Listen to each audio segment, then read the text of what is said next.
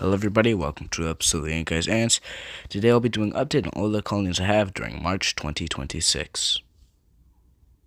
So here's the first colony of Tetramoy immigrants. They have about 200 plus workers and a bunch of brood, which consists of mostly larvae and a lot of pupae. Here is more of their brood. They have a lot everywhere. And this, I think, is a little chamber they've made due to the moisture that is in the nest. I do not see the queen anywhere when I look into the nest. Here is another pile of brood, which is pupae and larvae. You can see the brood pile more there. There's some in the V-bend in the stick. And there's a lot of pupae here in the tubing connecting their outworld.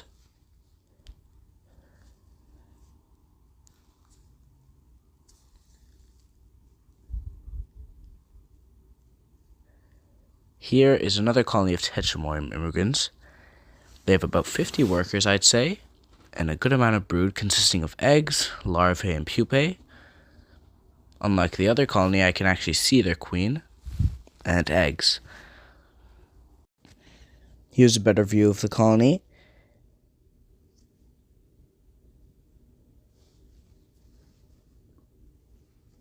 Here you can see that they have no more water left in their tube, so I will have to replace them into a new tube soon.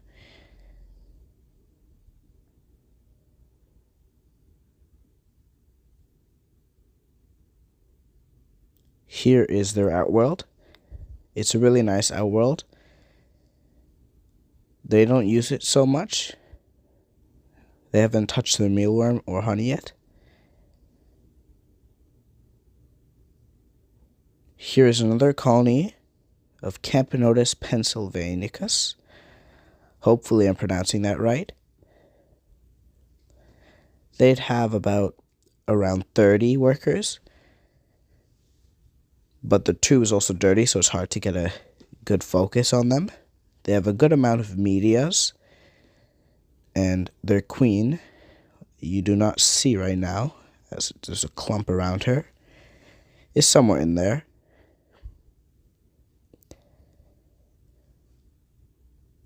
Here's another colony, and this species is Lasius americanus. They have about 75 to 100 workers, I'd say. Their queen has been laying a bunch of eggs, and they have a bunch of larvae that survive diapause. Here's a better view of them. It's even harder to get a good recording of them, as the tube is pretty dirty, and the camera focuses on the dirt.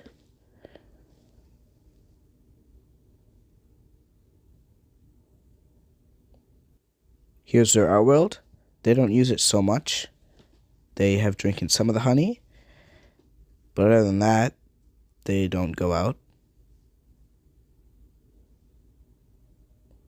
Here is another species.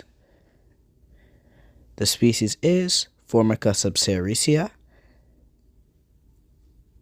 They have about 6 workers, I'd say. And they have not drinking much of their honey. I think they drank a little bit as they move the aluminum foil a little bit.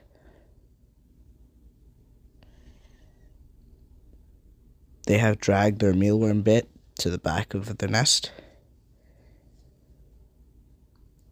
And they are a little fat. But here's another colony. They have 2 workers. Here's another colony of Camponotus. The species is Camponotus pennsylvanicus. Hopefully, again, I am pronouncing it right. All their brood died during diapause, and they have no more water into their nest. They're actually in the back where the water should be. Here you can see they have 3 workers. They have dead brood. As you can see, one of them's sort of tending to. It's yellow, so I'm pretty sure it's dead.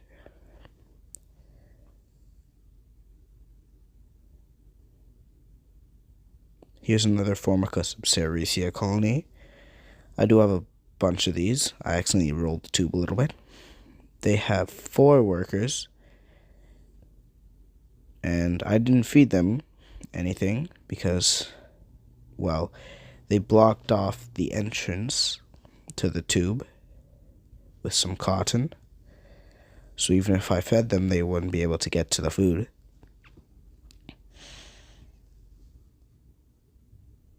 Here's another species of Camponotus, one of my favorites. The species is Camponotus novae I hope I'm pronouncing that right, but they have a beautiful red coloration on their thorax, which is their middle part, but they do have a bunch of living brood, I'm pretty sure. Their brood is not yellowish. It doesn't look like it's shriveling up. They actually look like they have some food in them, so hopefully they're alive. You can't really see the beautiful coloration on them, the workers. You can sort of see it on the queen, but in a video, you can't really see their beautiful coloration. You could sort of see it with some of them, but not really with some.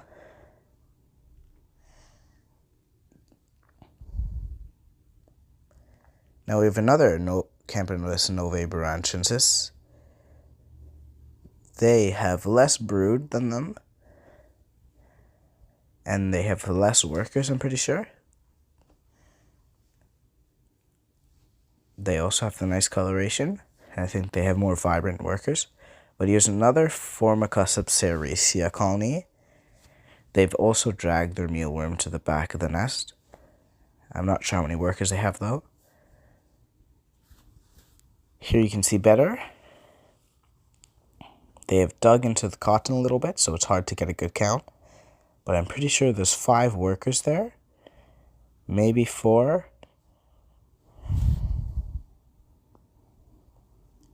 They have drinking some of the honey I gave them. As you can see, they're fat. Here's the Lasius species queen. I will not go into detail with these Lasius queens as I have a good amount of them. I have way too many.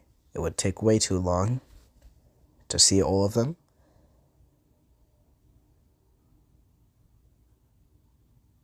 Here is another colony, and this time it's Chromatogaster cerasi.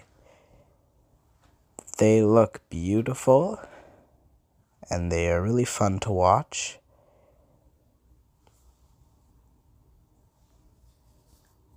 When they're excited, their gaster goes up into the air, or maybe it's a defense position, but they have about 6 workers, I'd say. You saw 2 there. This is a 3rd and a 4th. Here's another colony. This time it's a colony of Lasius neoniger. They have about 10 workers, I'd say, and a good amount of brood, which consists of some larvae and pupae. They have pupae on the cotton for some reason.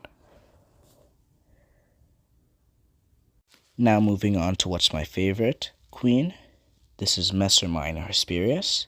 She has a good amount of brood, including larvae, eggs, and pupae. Usually queens don't lay more eggs before the first workers hatch, but she did, so she'll have a couple more generations pretty soon when her first workers hatch.